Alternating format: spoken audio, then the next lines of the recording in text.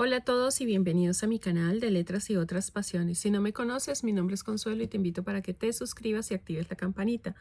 Hoy estamos a julio 14 del 2025 y vamos con nuestro día 195 de lectura bíblica. Así es que alista tus materiales y empezamos.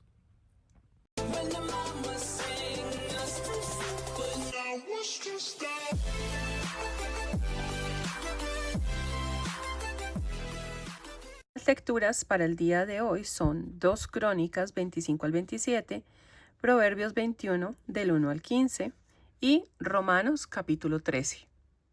En el nombre del Padre, del Hijo, del Espíritu Santo. Amén. Señor, creo que en las Sagradas Escrituras que voy a leer se contiene tu santa palabra. Haz que la escuche con todo respeto de amor. Ilumina mi mente para que por medio de ella conozca tu santa voluntad y mueve mi corazón para que cumpla con fidelidad lo que tú quieres de mí. Te lo pido por Jesucristo, tu Hijo, nuestro Señor. Amén. 2 Crónicas 25 al 27. Reinado de Amasías, 796-767. Amasías tenía 25 años cuando subió al trono y reinó 29 años en Jerusalén. Su madre se llamaba Joadán y era de Jerusalén. Agradó con su conducta al Señor, aunque no se portó del todo bien. Una vez consolidado en el poder, mandó matar a los asesinos de su padre, pero no mató a los hijos de los asesinos conforme a lo prescrito por el Señor en el libro de la ley de Moisés. No morirán los padres por culpa de los hijos, ni los hijos por culpa de los padres.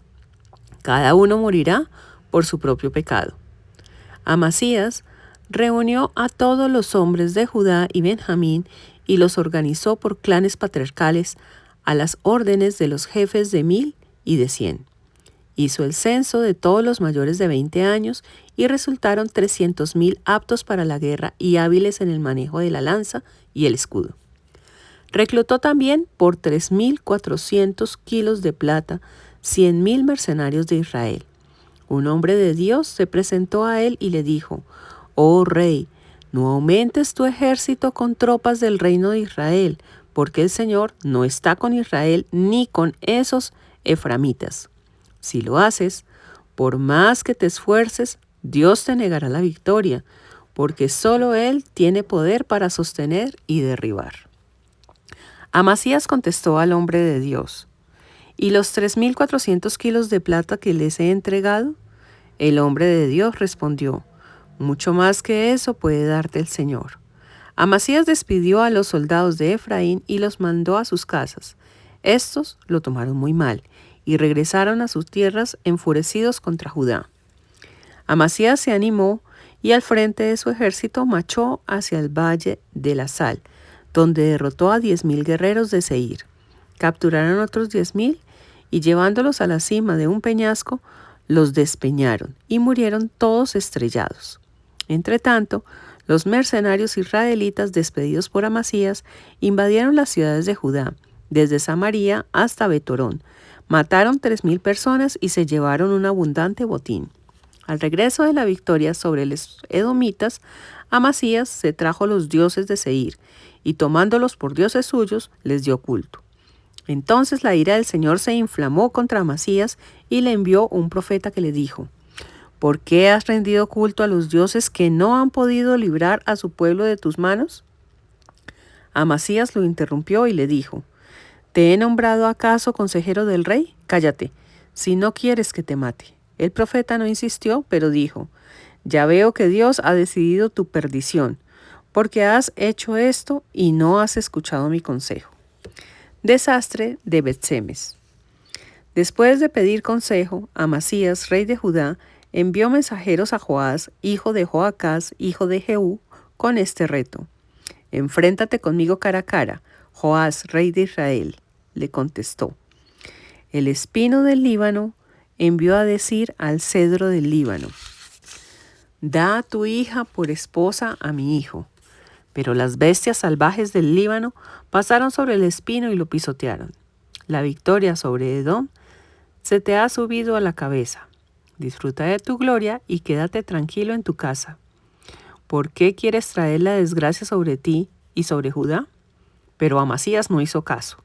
porque el Señor había determinado entregarlo en manos de Joás, por haber rendido culto a dioses de Edom. Joás se puso en marcha y se enfrentaron en Bet-Semes, en tierra de Judá. Judá fue derrotado por Israel y huyó cada uno a su casa. Joás, rey de Israel, hizo prisionero en Bet-Semes a Amasías, rey de Judá, hijo de Joacás, y lo condujo a Jerusalén. En las murallas de Jerusalén abrió una brecha de 200 metros de largo desde la puerta de Efraín hasta la del ángulo. Tomó como botín todo el oro, la plata y los utensilios del templo de Dios, cuya custodia había sido confiada a Obededón. Se apoderó también de todos los tesoros del palacio del rey.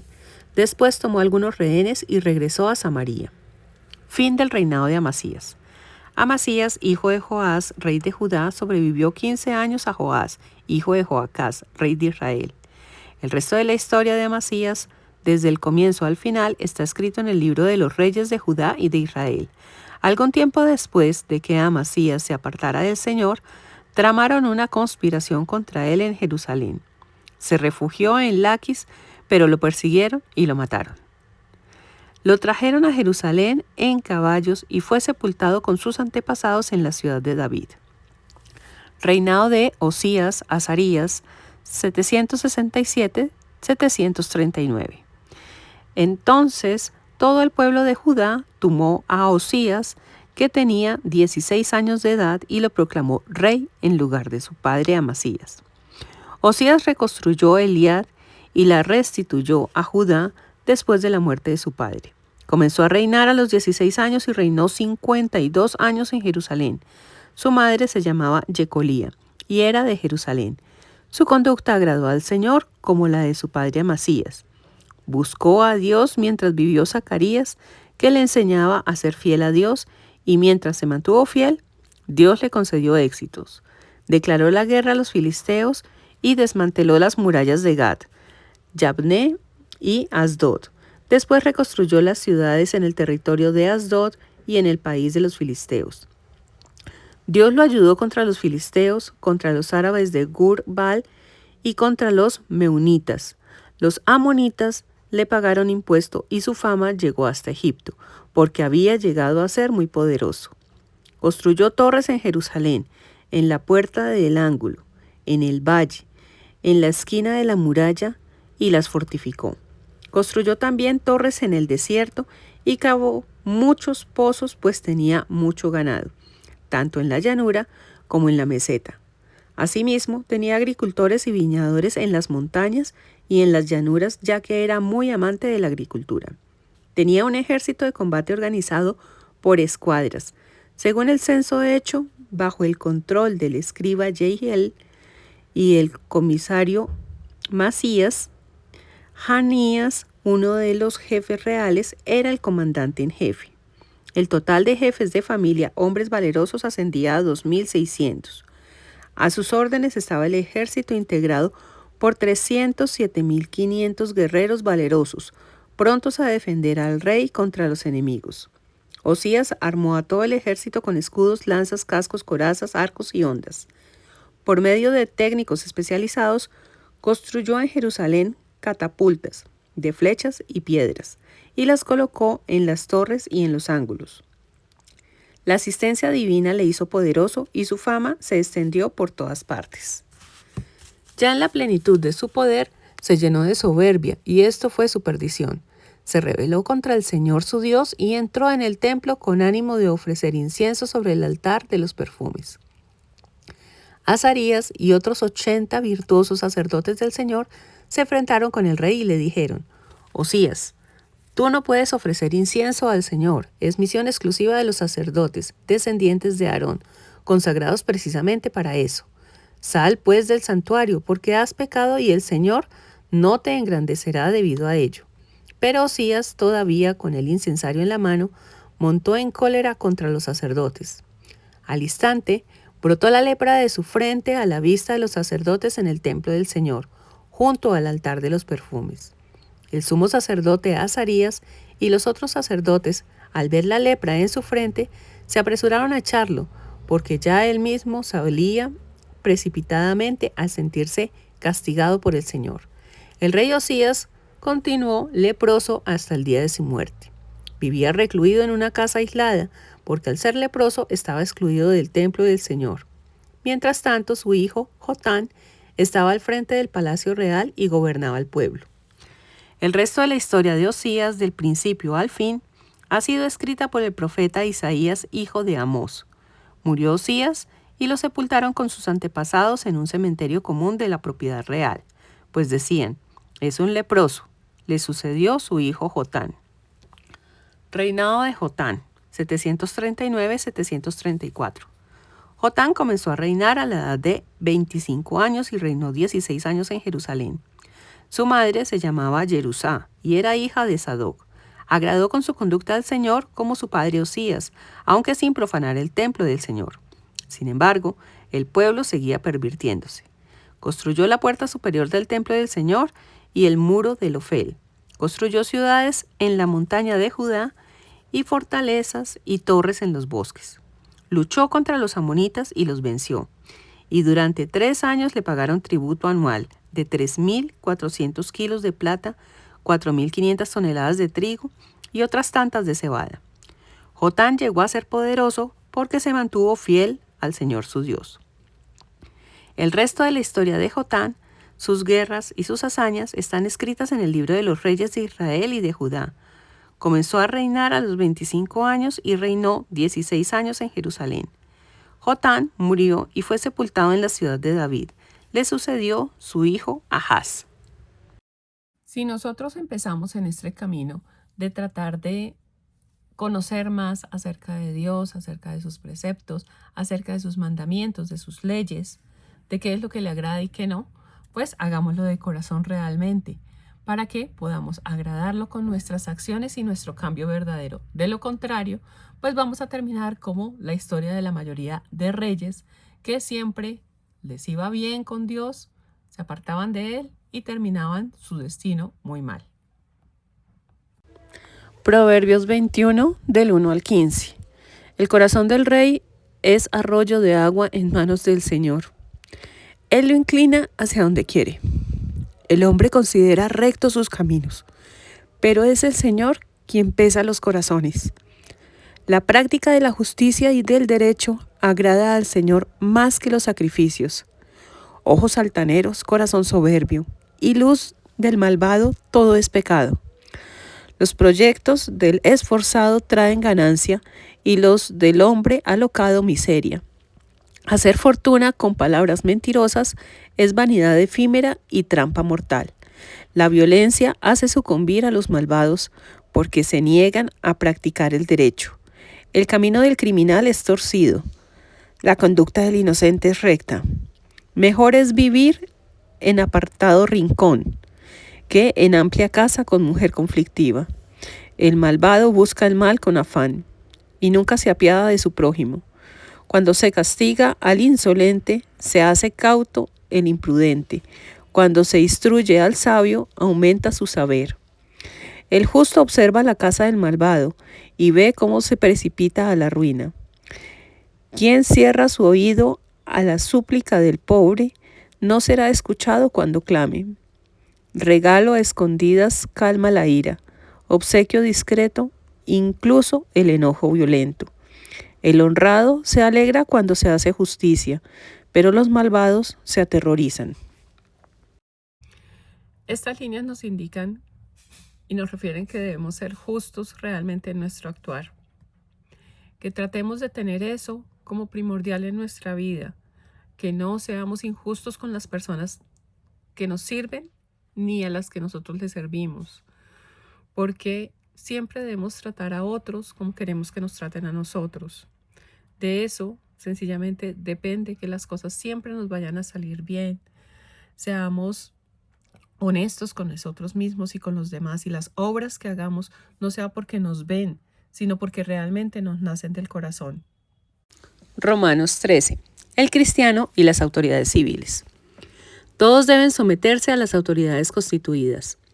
No hay autoridad que no venga de Dios, y las que hay, por Él han sido establecidas.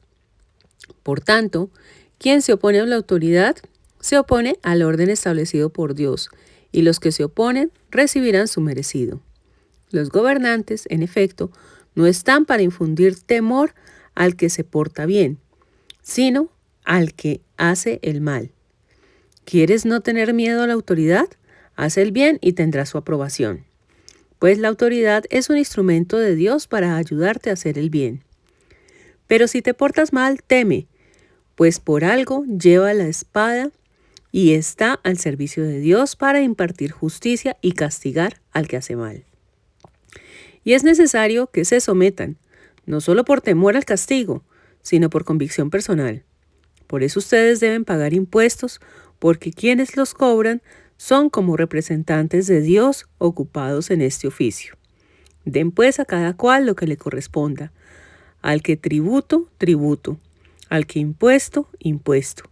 Al que respeto, respeto. Y al que honor, honor.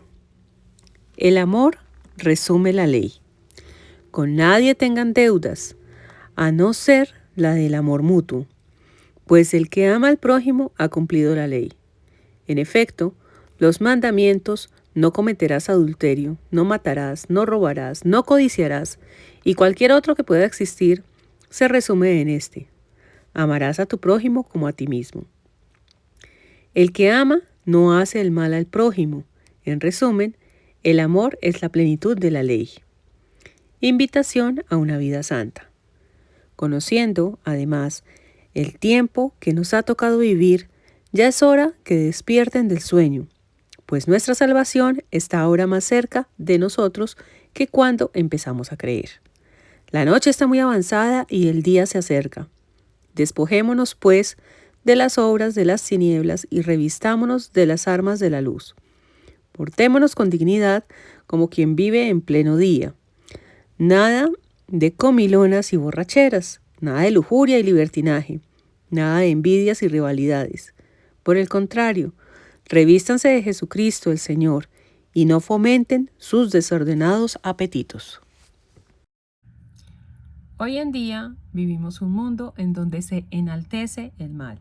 Para no ir tan lejos, en la Semana de la Moda se les ocurrió la brillante idea de hacer una glorificación a los maras, ¿sí? Aquellos pandilleros que tenían azotado a El Salvador, dejando supuestamente en ridículo a su presidente Bukele. Y pues no es así, Bukele les respondió como debía, es decir, les dijo que si tanto amaban a los criminales, violadores, asesinos y demás que eran los maras, pues con muchísimo gusto él en un avión se los mandaba. Porque es así, nosotros no podemos estar aplaudiendo el mal, ni tampoco podemos estar creyendo que la apología al mal que hay hoy en día es lo correcto. Porque bien lo dicen las escrituras, las leyes se hicieron para cumplirlas y la autoridad para generar realmente que la persona no cometa faltas. No para aplaudírsela, no, ni tampoco para acolitarle y endiosar a las personas que están haciendo el mal. Las personas que cometen un crimen y no pagan por él se vuelven sinvergüenzas y lo van a volver a hacer. Tristemente, así es. Cuando tú tienes un niño y el niño hace alguna maldad y no se percata que está haciendo mal, es decir, tú como padre no lo reprendes, no lo corriges, pues muy seguramente ese niño va a pensar que está permitido y que es correcto actuar así. Así es que cuando crezca, sus acciones van a ser mucho peores y tú no vas a tener la autoridad moral para decirle que está cometiendo algo mal. Entonces, corrige al niño de ahora para no castigar al joven del futuro. Es muchísimo mejor. Por otra parte, nos habla del amor al prójimo y eso es lo mejor. Si yo no quiero que me hagan algo, yo no se lo hago a otro. Lo he dicho en muchos videos y lo sigo repitiendo. Es la única forma realmente que... Perdón, es que todavía no se me pasa. Es la única forma realmente que nosotros actuemos bien y que este mundo cambie. Porque si yo no quiero que me lastimen, yo no lastimo al otro. Si yo no quiero que me roben, yo no le robo a nadie. Si yo no quiero que me mientan, yo no le miento a nadie. Si yo no quiero que me pongan los cuernos, pues yo no se los pongo a mi marido. Simple. Así de sencillas serían las cosas si nosotros entendiéramos de una buena vez que debemos cambiar y debemos asumir que nuestras acciones tienen consecuencias. Y finalizamos con la oración de cierre.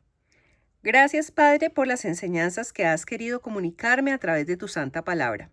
Haz que, como buena semilla, prenda en mi corazón como en tierra fértil, para que los frutos sean abundantes en beneficio propio y de mis hermanos. Por Jesucristo nuestro Señor. Amén.